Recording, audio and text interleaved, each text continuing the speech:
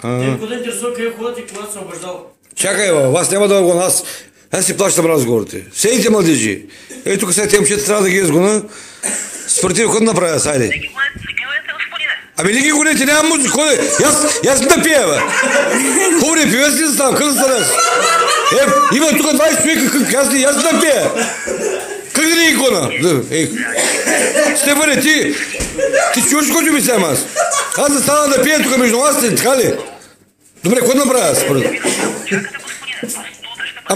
Ама направо ме издирвате. От обяд до сега, това са 10 часа. Вие ми направихте душата, бе, човек.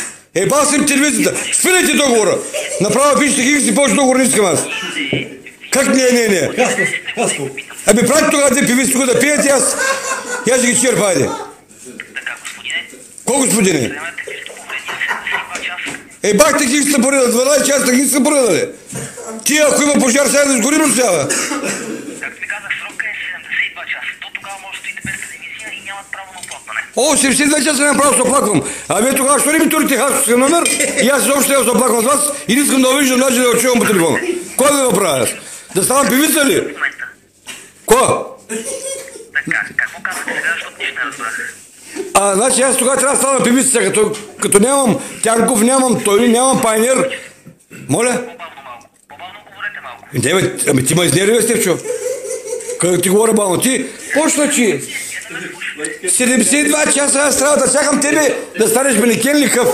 72 часа ли каза? Колко? 72 часа е максималния срок, да. Вие от София сте загонени, не само от първа офиса. Кой ме избира там в София в този офис? Не, аз ще ви пратя господар на ефира. Чакайте оби се сега. Димитър Рачков ви е приятел. Набор ми е, аз ще го пратя при вас. Да те питам аз 72 часа и чакам аз тук и издържа клиентите и аз тук ще ставам певец и музикант, такъв ще ставам. Ами не знам, господине, просто няма какво да правим пъти по-добре, както ви казах. Добре, господине, как мога 72 часа да чакам аз? Така, това е максималния срок, както ви казах. Така ли? Значи... Утре трябва да се отстрани, да. Утре изобщо не идвайте. Утре ялате се съберете тук, когато имате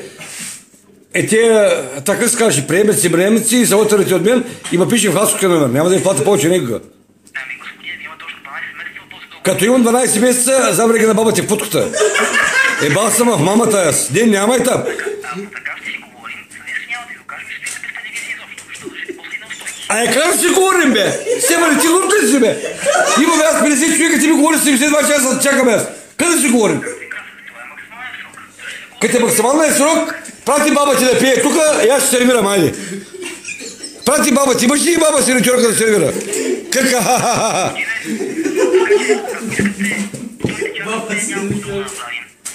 Не, няма да ви дам една стинка. Ще ми фърля приемника сега на пътя. Защото аз...